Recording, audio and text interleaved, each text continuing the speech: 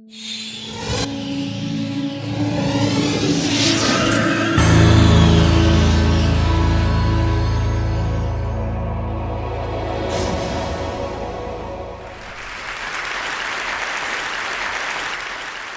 name is A르빈드 and I'm a toy maker. I've been making toys for the last 30 years. The early 70s, I was in college. It was a very revolutionary time. There was a political ferment, so to say, students out in the streets of Paris revolting against authority. America was jolted by the anti-Vietnam movement, the civil rights movement. In India, we had the Naxalite movement, the Jayaprakash Narayan movement. Whenever there is a political churning of society, it unleashes a lot of energy. The national movement in India was testimony to that. Lots of people resigned from well-paid jobs and jumped into the national movement. Now, in the early 70s, one of the great programs in India was to revitalize primary science in village schools.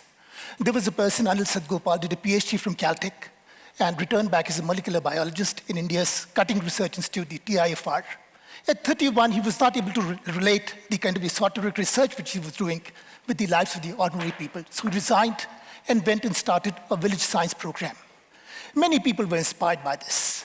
The slogan of the early 70s was, go to the people, live with them, love them, start from what they know, build on what they have.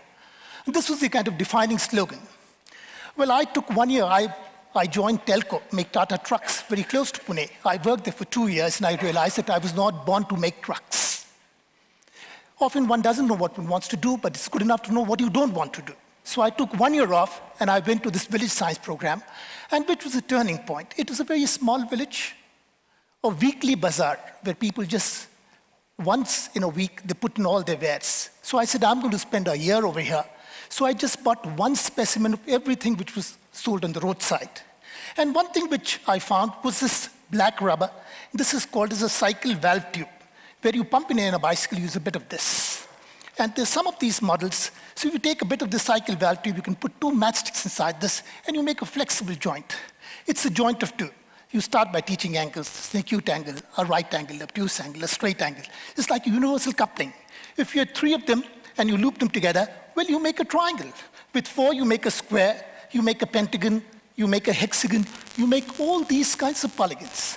And there's some wonderful properties. If you look at the hexagon, for instance, it's like an amoeba, which is constantly changing its outer profile. You can just pull this out, this becomes a rectangle. Give it a push, this becomes a parallelogram. But this is very shaky.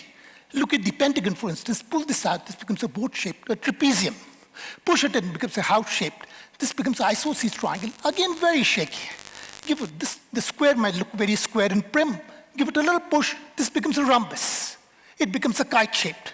But give a child a triangle, well, she can't do a thing to it. Why use triangles? Because triangles are the only rigid structures. We can't make a bridge with squares because if the train would come, it would start doing a jig. Ordinary people know about this because if you go to village India, they might not have gone to engineering college, but no one makes a roof truss like this because they put tiles on top, it's just going to crash. They always make a triangular roof. Now, this is people science. And if you were to just poke a hole over here and put a 3rd matchstick, you get a T-joint. And if I were to poke all the 3 legs of this in the 3 vertices of this triangle, I would make a tetrahedron. So you make all these 3D shapes. You make a little tetrahedron like this. And once you make these, well, you make a little house, put this on top. You can make a joint of 4, you can make a joint of 6. You just need a thorn. Now this was, make a joint of 6, you make a icosahedron. It's like, you can play around with it. This makes like an igloo. Now this is in 1978. I was a 24-year-old young engineer. And I thought this is so much better than making trucks. and this is, if you, as a matter of fact, put 4 marbles inside, you simulate the molecular structure of methane, CH4, 4 atoms of the hydrogen, the 4 apex of the tetrahedron, between the little carbon atom. And well, since then, I just thought that I've been really privileged to go down to over 2,000 schools in my country, village schools, government schools, municipal schools, Ivy League schools. I've been invited by most of them.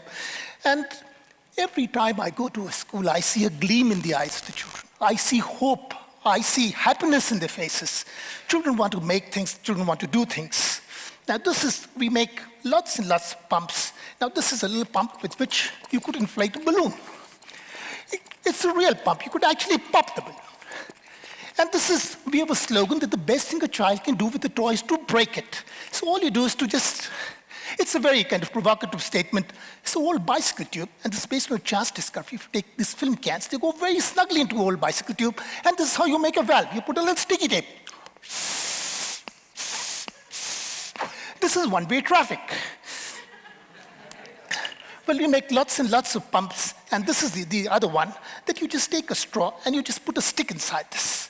And you make two half cuts. Now what you do is you bend both these legs into a triangle, and you just wrap some tape around, and this is the pump. And now if you have this pump, it's like a great, great sprinkler. It's like a centrifuge. If you spin something, it tends to fly out. Well, in terms of, if you were in Andhra Pradesh, you would make this with the palmyra leaf. Many of our folk toys have great science principles. If you spin something, it tends to fly out. If I do it with both hands, you can see this one, Mr. Flying Man.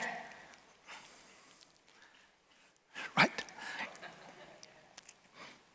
This is a toy which this is made from paper. It's amazing. There are 4 pictures. You see insects, you see frogs, snakes, eagles, butterflies, frogs, snakes, eagles. Here's a paper which you could turn. It's designed by a mathematician at Harvard in 1928, Arthur Stone, documented by Martin Gardner in many of his many books. This is great fun for children. They all study about the food chain, that insects are eaten by the frogs, frogs are eaten by the snakes, snakes are eaten by the eagles. And this can be, if you had an old photocopy paper, A4 size paper, you could be in a municipal school, you could be in a government school, a paper, a scale, and a pencil. No glue, no scissors. In 3 minutes, you just fold this up. And what you could use it is just limited by your imagination. If you take a smaller paper, you make a smaller flexigon. With a bigger one, you make a bigger one. Now, this is a pencil with a few slots over here, and you put a little fan here. This is a 100-year-old toy. There have been 6 major research papers on this. There's some grooves over here, you can see, and I take a refill. If I rub this, something very amazing happens. 6 major research papers on this. As a matter of fact, Feynman, as a child, was very fascinated by this. He wrote a paper on this. And you don't need the $3 billion Hadron Collider for doing this. This is there with every child. And every child can enjoy this. If you were to put a colored disk, well, all the 7 colors coalesce. And this is what Newton talked about 400 years back, that white light is made of 7 colors, just by spinning this around. This is a straw. What we've done, we've just sealed both the ends with tape, nipped the right corner and the bottom left corner. So there are holes in the opposite corners. There's a little hole over here. Now, this is a kind of a blowing straw. I just put this inside this. There's a hole here, and I shut this.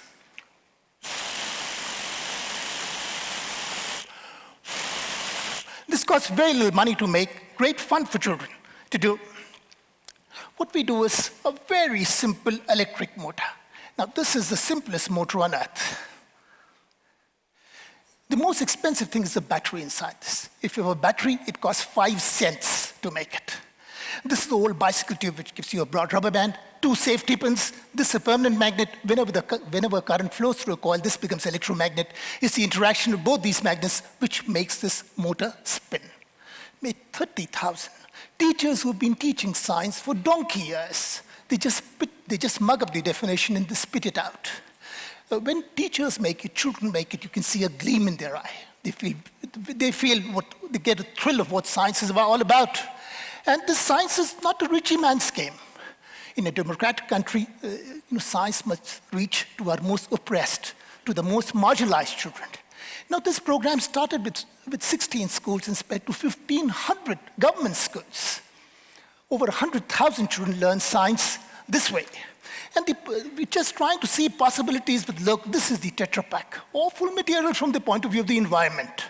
There are 6 layers, 3 layers of plastic, aluminum, which are sealed together. They're fused together, so you can't separate them. Now you can just make a little network like this and fold them and stick them together and make an icosahedron. So something which is trash, which is choking all the sewers, you could just recycle this into a very, very joyous, all the platonic solids could be made with things like this. This is a little straw, and what you do is you just nip two corners here, and this becomes like a baby crocodile's mouth. Put this in your mouth and you blow. It's the children's delight, a teacher's envy, as they say. You're not able to see how the sound is produced because the thing which was vibrating was inside my mouth. I'm going to keep this outside, so blowing out. I'm going to suck in air. So no one needs to actually mug up that for production of sound we require vibrations. The other is that you keep blowing at it, keep making the sound, and you keep cutting it, and something very, very nice happens.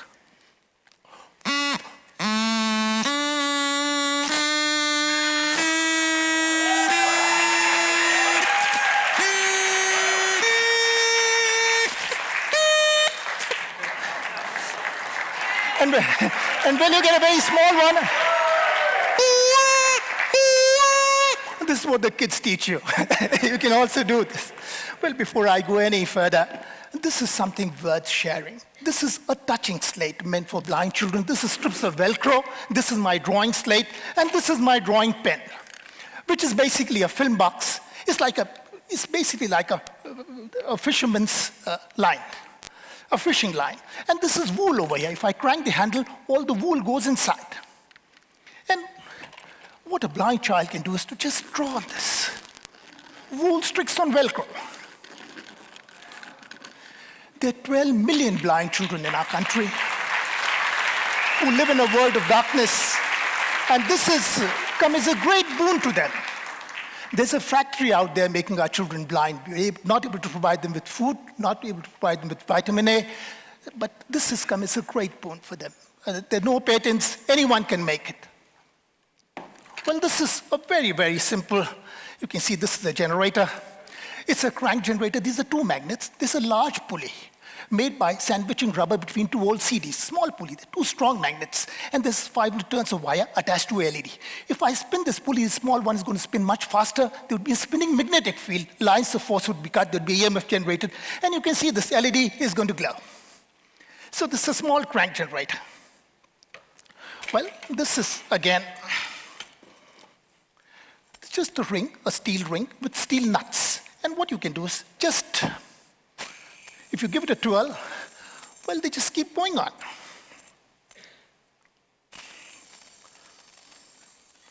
And imagine a bunch of kids standing in a circle and just waiting for the steering to be passed on. And they'd be absolutely joyous playing with this. Well, in the end, what we can also do we use a lot of old newspapers to make caps. This is worthy of a Sachin Tendulkar. It's a great cricket cap. Well, first, you had seen Nehru and Gandhi. This is the Nehru cap, just half a newspaper. Well, we make lots of toys with newspapers. This is one of them. And this is, you can see this is it's a flapping bird. All our old newspapers, we cut them into little squares. And if you have one of these birds, children in Japan have been making this bird for many, many years. And this is, you can see this is a fantail bird. Well, in the end, I've just end with a story. This is called as the captain's hat story. Captain was a captain of a sea-going ship. Goes very slowly. There were lots of passengers in the ship. They were getting bored, so the captain invited them on the deck. You know, wear all your colorful clothes and sing and dance. I'll provide you with good food and drinks. And the captain would wear a cap every day and join in the regalia. The first day, it would be a huge umbrella cap, like a captain's cap. The second, that night, when the passenger would be sleeping, he would give it one more fold. And the second day, he would be wearing a fireman's cap with a little chute. It's like a designer cap because it protects the spinal cord. And the second night, he would take the same cap and give it another fold. And the third day, it would be a shikari cap. It's like a adventurer's cap. And the third night, he would give it 2 more folds. And this is a very, very famous cap. If you've seen any of our Bollywood films, this is what the policeman wears. It's called as a Pandu cap. It's been catapulted to glory, to international glory. And we must not forget that he was the captain of the ship. So that's a ship. And now everyone was enjoying the journey very much. They were singing and dancing. Suddenly there's a storm. and there's huge waves, and all the ship can do is to dance and pitch along with the waves. A huge wave comes and slaps the front and knocks it down. And then another one comes and slaps the aft and knocks it down. And there's a third one over here. This is called as a bridge, and knocks it down, and the ship sinks, and the captain has lost everything but for a life jacket. Thank you so much.